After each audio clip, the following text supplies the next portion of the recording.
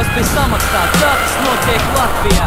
Pat manā pagalmā, kurš savulaik bija tukšs, tagad stāv valdī BMW, pat Mercedes Benz it kā esot lēti. Bet pirms gadiem piens un sviests bija lēts, bet ne jau BMW, upē.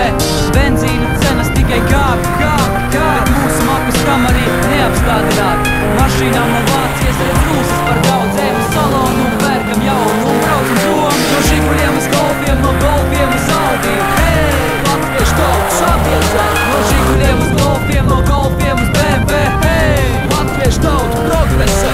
No Žiguļiem uz Golfiem, no Golfiem uz Audi. Hei, latviešu tautu sabiedrē. No Žiguļiem uz Golfiem, no Golfiem uz BMW. Hei, latviešu tautu progresē.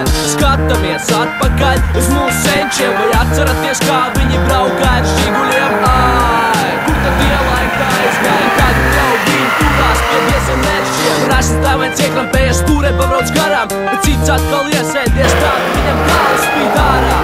Un arī Valmierā visi apkārt tā braukā.